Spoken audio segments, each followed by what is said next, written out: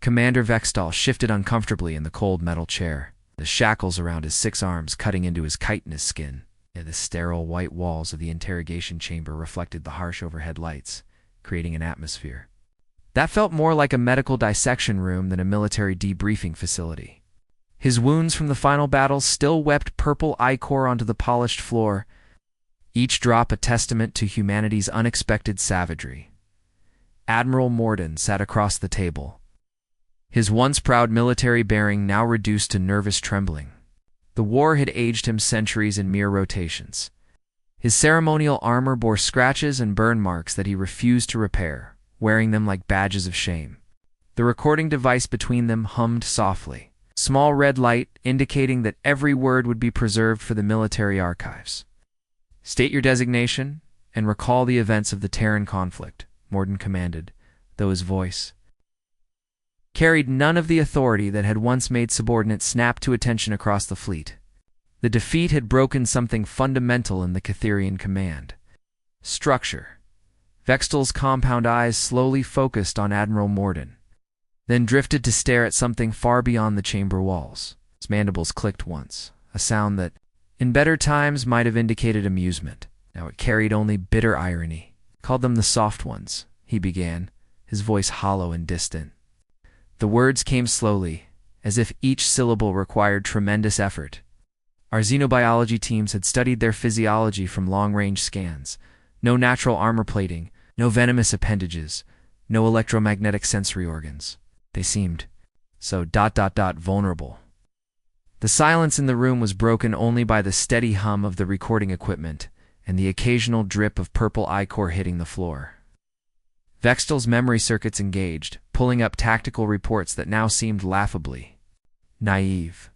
Fleet intelligence designated them as Classification 7 threats.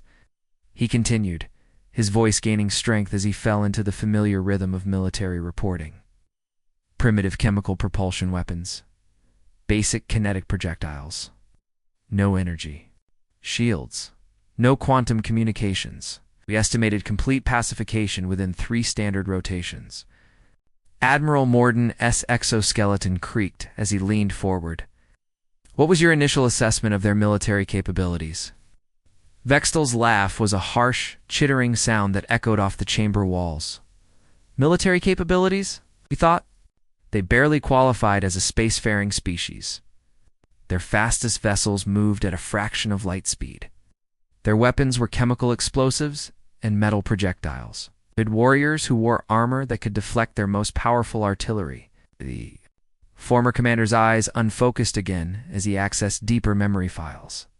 But they had something our analysts never accounted for in their threat assessments. They had names, like personal identifiers that carried meaning beyond simple designation codes. "Explain," Morden prompted, his claws tapping nervously against the metal table. "Dong-wook commanded their 3rd Battalion on the mining world of Kepler-4 for 2B. Vextal began, his voice taking on an almost reverent tone. "Not Commander Dong-wook or Battle Leader Dong-wook. Just Dong-wook, a simple sound that meant nothing to us then. But the humans who served under him would follow that name into certain death." The interrogation chamber's temperature regulators hummed to life, responding to the rising heat signatures of both occupants. Morden's breathing apparatus wheezed slightly as he processed the implications. "HFY led their medical units," Vextal continued. "We intercepted communications where wounded human soldiers would call out that name while bleeding out on the battlefield, not requesting medical assistance or evacuation, but calling for HFY specifically.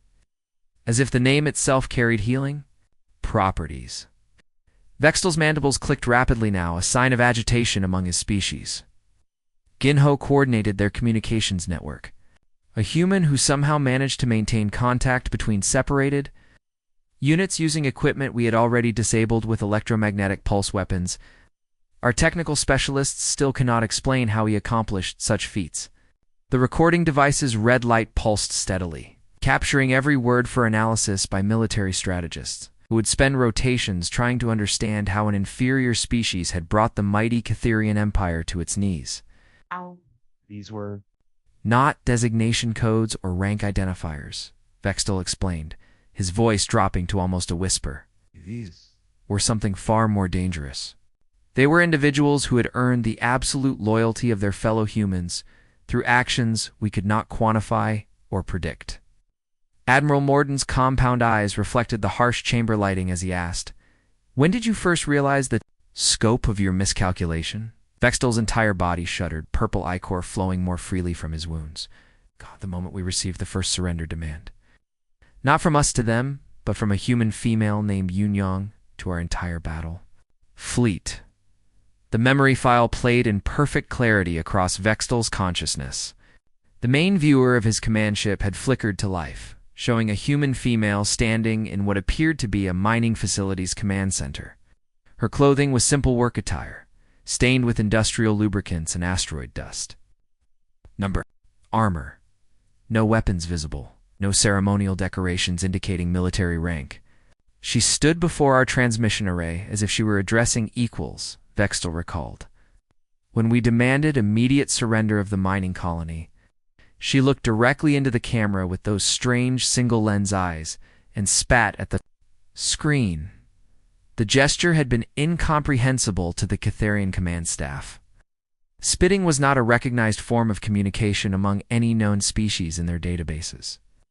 Our translators worked frantically to decode her response, Vextal continued.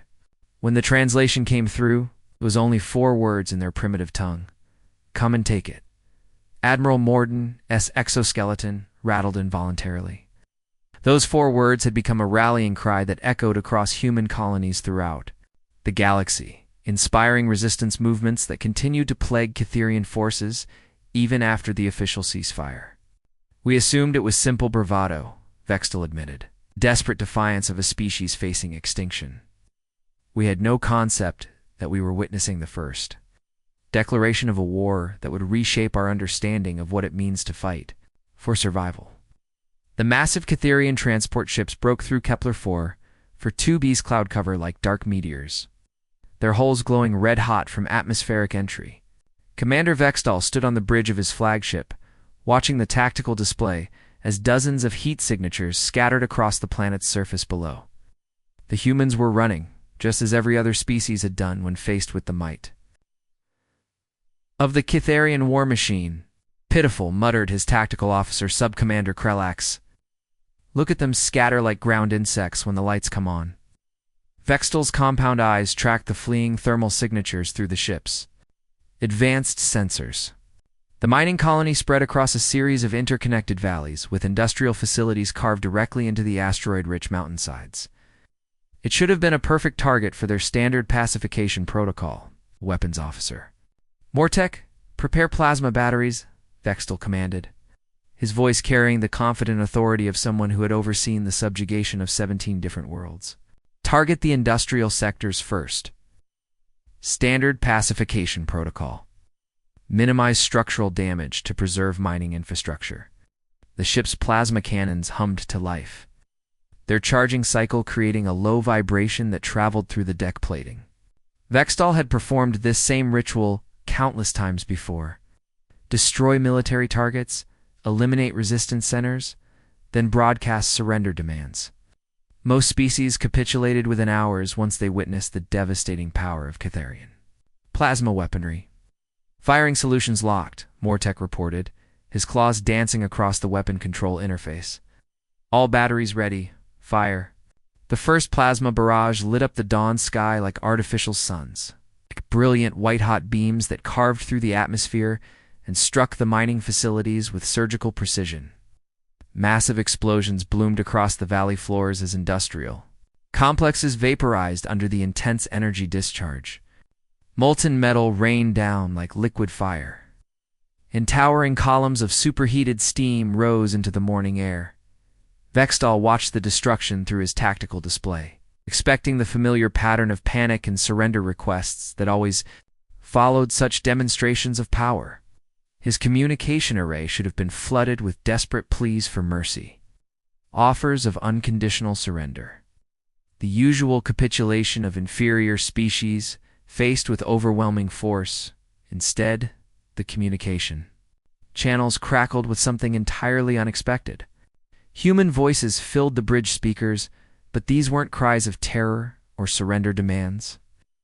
They were coordinated tactical communications delivered with the calm efficiency of experienced soldiers. Multiple contacts descending through grid. 7. A human voice called out with remarkable clarity. The universal translator identified the speaker as someone designated Haiyan Wu. All units, bring up the thunder. Pete, bring up the thunder. What does bring up the thunder mean? Subcommander Kralax asked, his mandibles clicking with confusion. Our linguistic databases have no reference for this phrase in military contexts. Before Vextel could respond, the tactical display erupted with new contacts. Dozens of small objects were launching from concealed positions across the colony, rising toward his descending fleet on ballistic trajectories. But these weren't conventional anti-aircraft missiles or energy weapons that appeared in any known military database. Sir, I'm reading industrial mining charges, the sensor operator reported, his voice filled with disbelief. They're launching excavation explosives at our ships. Vextel's compound eyes focused on the tactical display as the primitive explosives climbed toward his fleet. The charges were crude by Catharian standards, simple chemical explosives designed for breaking apart asteroid rock.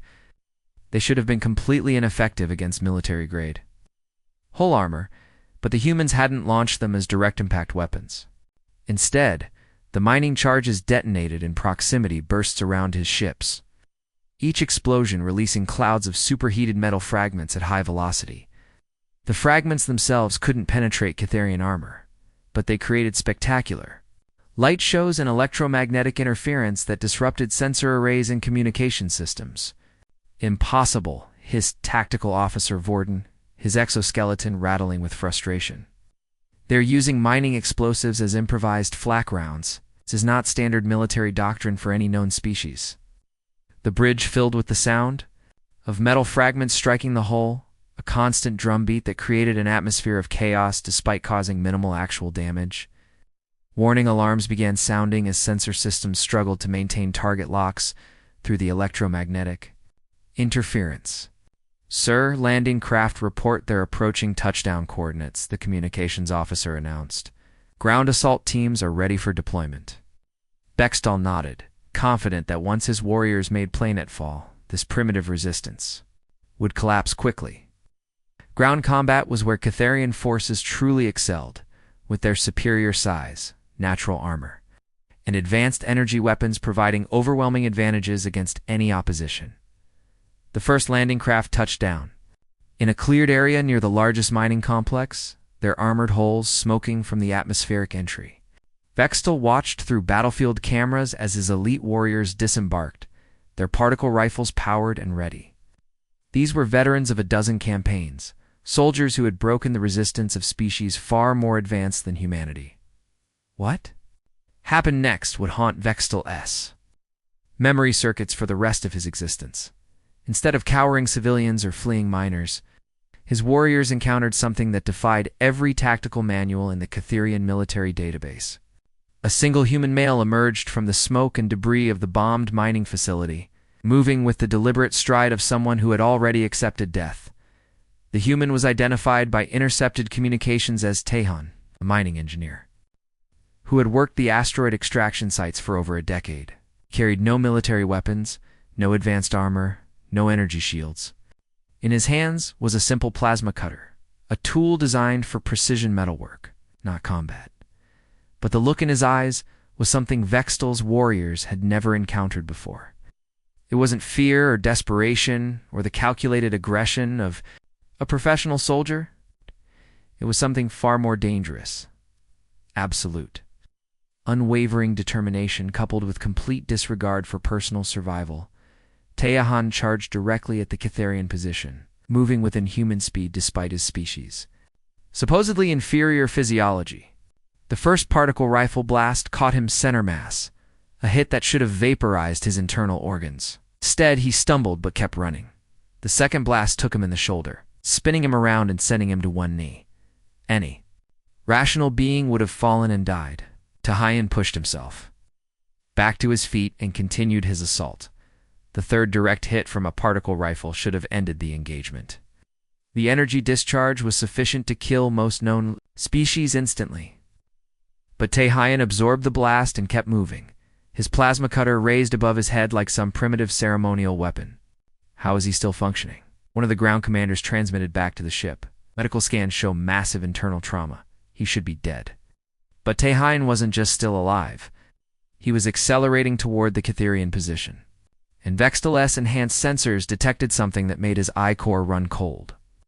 The human had strapped an industrial fuel tank to his back, and the plasma cutter in his hands wasn't being used as a weapon against the Catherian warriors. It was being used to breach the fuel tank's containment system. The explosion that followed vaporized everything within a 50-meter radius.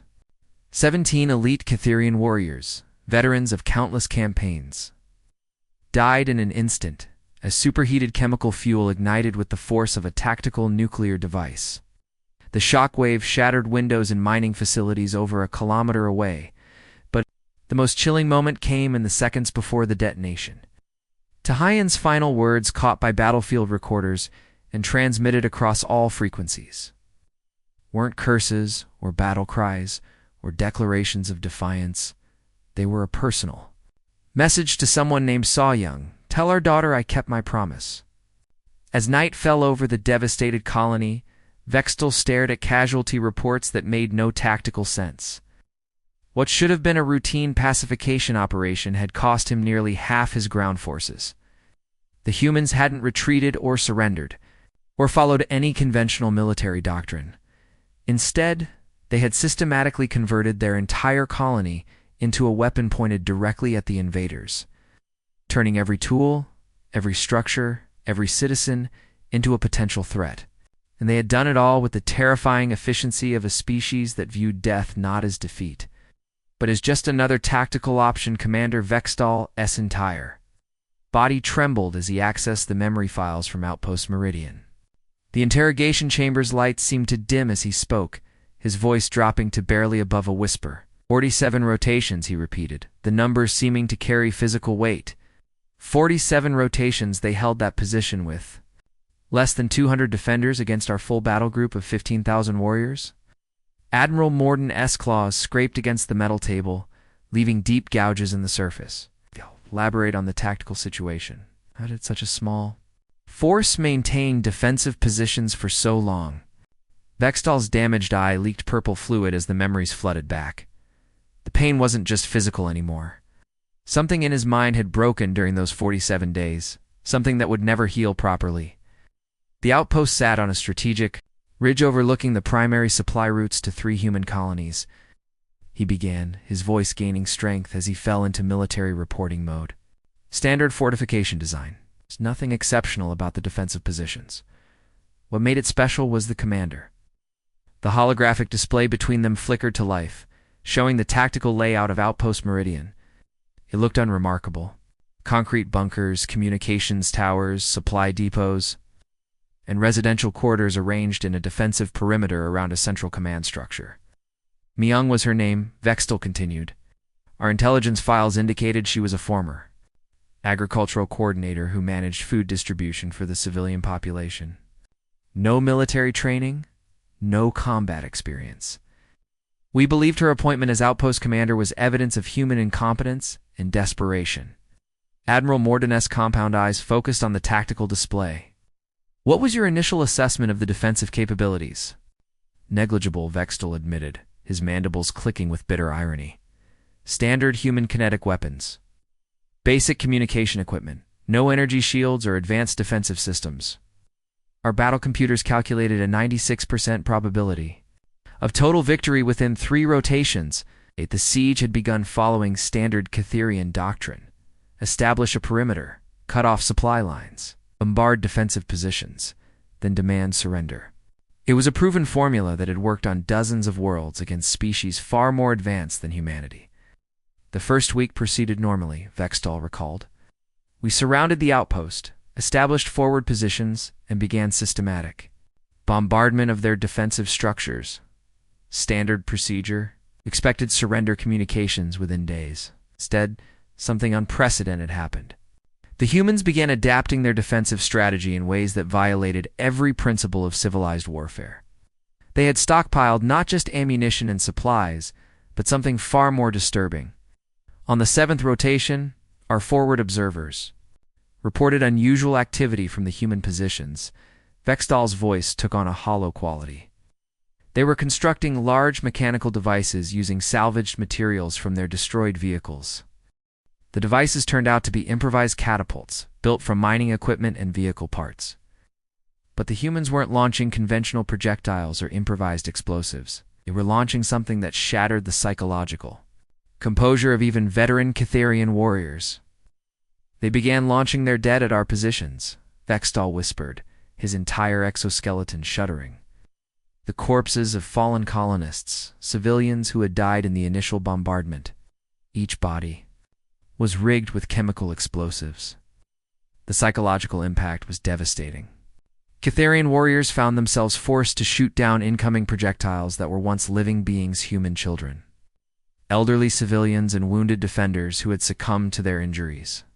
Every defensive action felt like participating in some grotesque violation of natural order. Our warriors reported severe psychological distress, Vextal continued.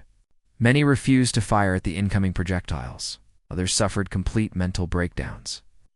The humans had weaponized our own sense of honor and dignity. But the corpse catapults were only the beginning of Myong's psychological warfare campaign.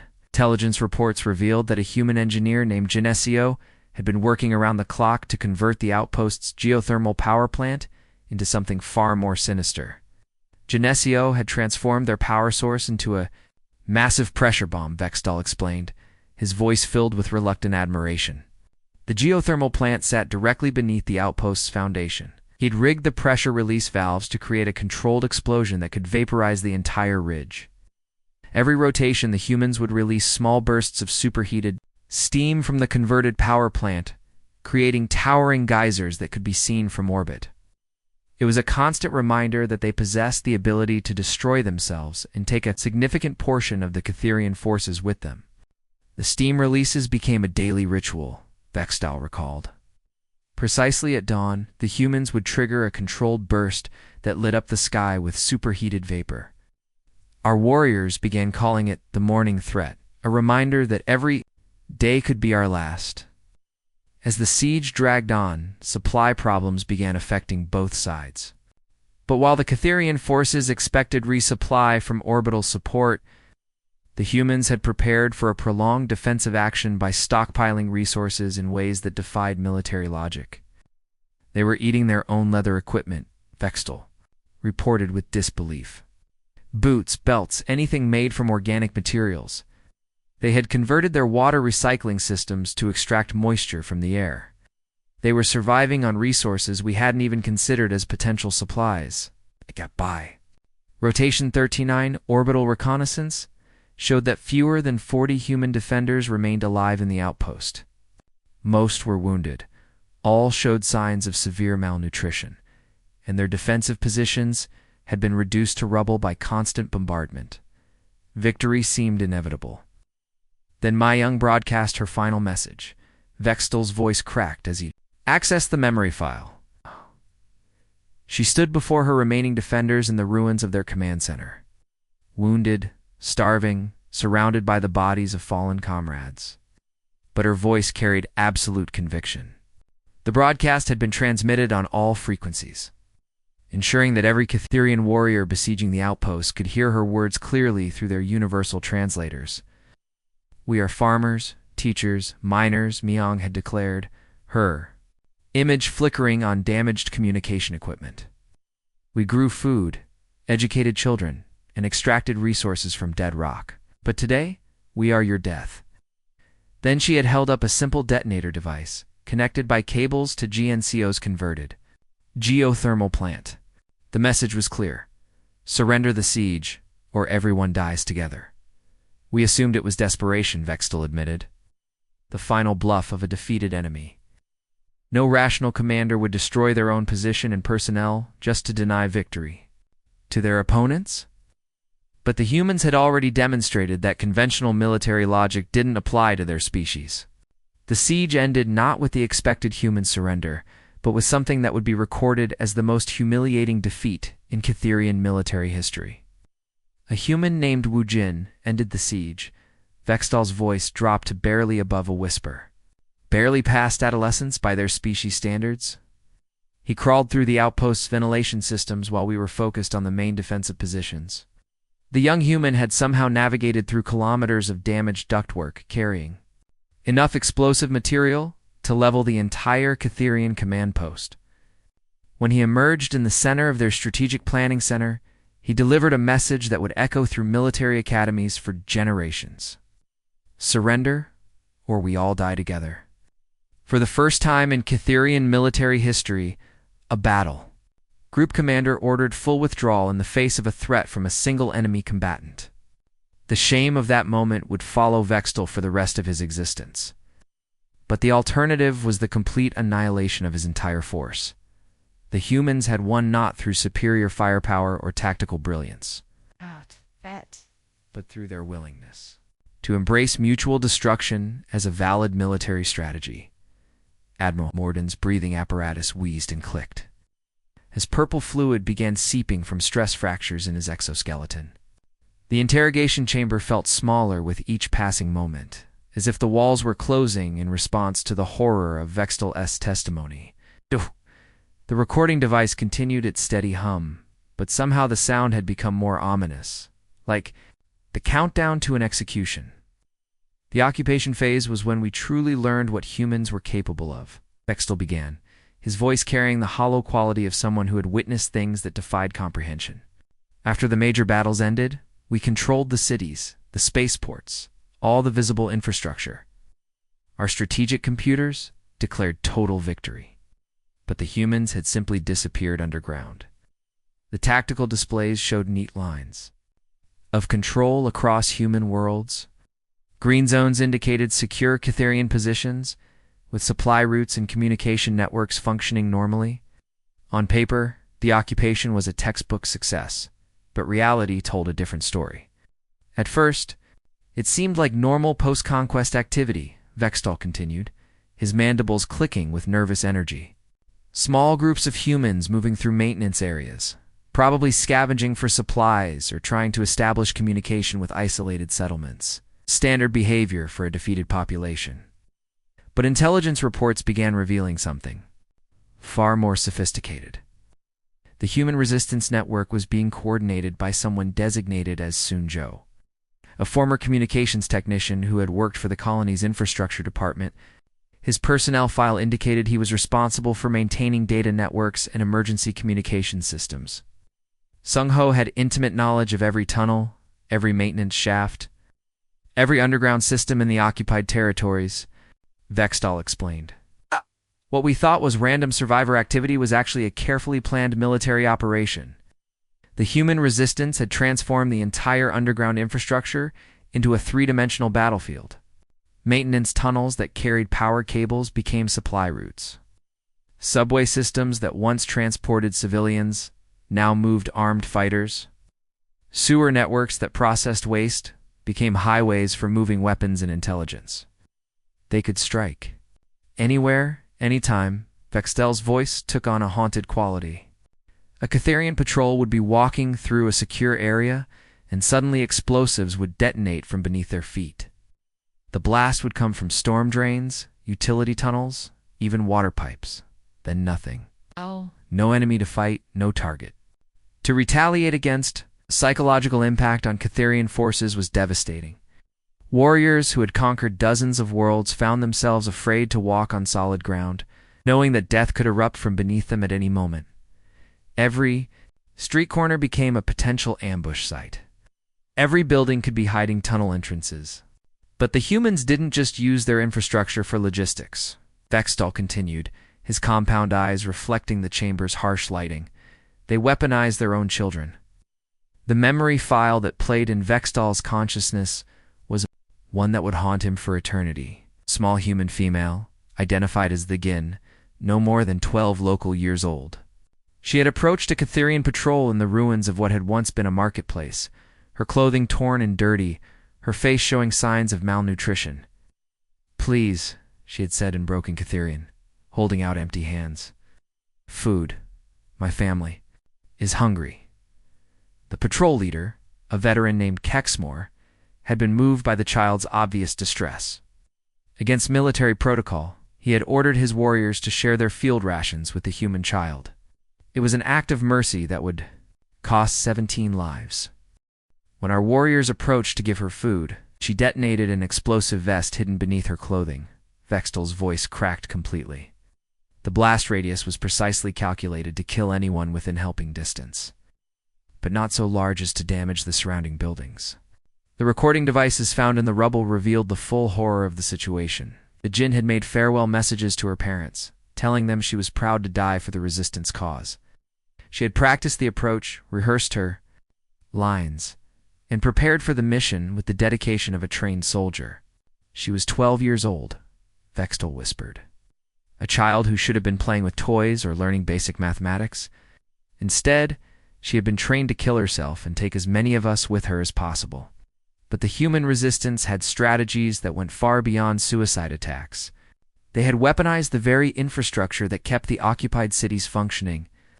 A resistance fighter named Kyung Soo had infiltrated the water treatment facility for New Seoul Colony, using his background as a chemical engineer to devastating effect. For weeks, we had been drinking contaminated water, Vextal explained, his mandibles clicking with disgust. Kyung-soo had modified the treatment process to introduce chemical agents that would slowly poison Catherian physiology. Not enough to kill quickly, but sufficient to cause weakness, disorientation, and eventual organ failure. When Catherian forces finally discovered the sabotage, they found Kyung-soo's body floating in one of the treatment tanks. He had remained at his post until the very end, ensuring maximum contamination of the water supply before taking his own life to avoid capture. The autopsy revealed he had been suffering from the same chemical poisoning that was affecting our troops, Vextal continued. He had been slowly killing himself for weeks, but continued the mission anyway. The dedication was incomprehensible. But the most devastating betrayal came from an unexpected source. Jung-wook was a human medical doctor who operated a clinic in the occupied zone, treating both human civilians and wounded Catherian soldiers. His facility had been officially sanctioned by the occupation government as a symbol of cooperation between species. We thought he was a collaborator, Vextal admitted, his voice filled with bitter irony. Someone who understood the futility of resistance and had chosen to work with us rather than against us. Our medical staff praised his dedication and skill. For months, Jung-wook had maintained the perfect facade of cooperation. He treated Catherian soldiers with apparent compassion, using advanced medical techniques to heal battle wounds and combat injuries. His success rate was remarkable, and wounded warriors would specifically request treatment at his clinic. The biological warfare was discovered purely by accident, Vextal continued. A routine medical examination of recovered soldiers revealed unusual cellular activity in their blood samples. When our physicians investigated further, they found modified human pathogens that had been engineered to remain dormant for weeks before activating. The engineered diseases were masterpieces of biological warfare, lay dormant in Catherian physiology long enough for the infected soldiers to return to duty, spread the pathogens to their comrades, and resume normal military operations. Only after the diseases had spread throughout entire units would they activate, causing massive organ failure and death. Jung-wook had been systematically infecting every Catherian patient who came to his clinic, Vextal explained, his voice dropping to barely above a whisper. He used modified viruses from human physiology, altered to be lethal to our species, but harmless to humans. It was biological warfare disguised as medical treatment. By the time the plot was discovered, over 300 Catherian soldiers had died from what they believed was routine medical care. Jung-wook had turned the fundamental act of healing into a weapon of mass destruction, violating every principle of medical ethics while maintaining the perfect appearance of cooperation. When we arrested him, he showed no remorse, Vextal recalled. He looked at us with those strange single-lens eyes and said, "I took an oath to do no harm.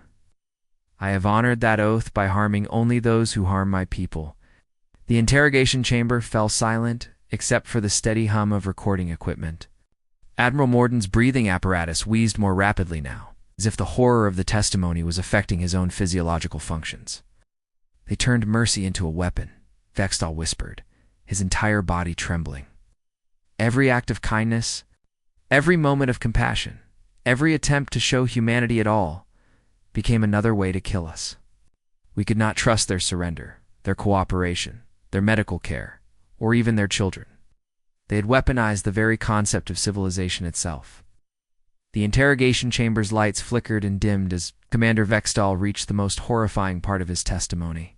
His damaged carapace had leaked so much purple ichor that the metal table now resembled a battlefield, and his remaining functional eyes stared past Admiral Morden into some distant nightmare that would never fade. Admiral Morden's own exoskeleton had begun to crack under the stress of hearing these accounts.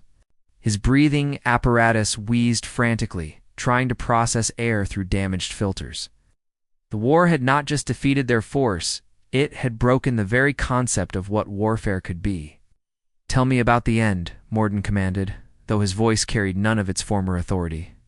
The words came out as barely more than a whisper, as if speaking too loudly might somehow make the memories more real.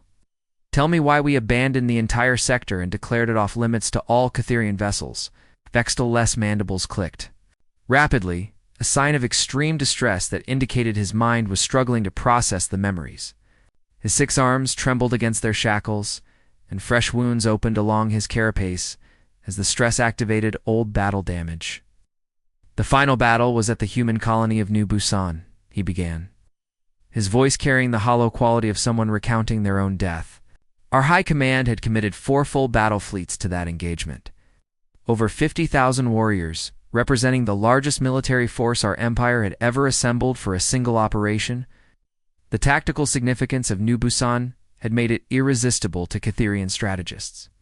The colony controlled the primary hyperspace routes through 3 star systems, making it a crucial choke point for any species hoping to expand into that region of the galaxy. Capturing it would have secured Catherian dominance over a dozen worlds. The human defenders numbered less than 3,000, Vextal continued, his compound eyes reflecting the harsh chamber lighting. Led by a commander named Chongmin, our intelligence files indicated was a civilian architect with no formal military training. We believed the appointment was another example of human desperation, putting unqualified personnel in charge of critical defensive positions. But Chongmin had brought something to the battle that no Catherian strategist had anticipated. His background in structural engineering had given him an understanding of planetary geology that would prove far more dangerous than any conventional military expertise. The battle should have been a massacre, Vextal admitted, his voice gaining strength as he accessed the tactical memories. We possessed complete orbital superiority.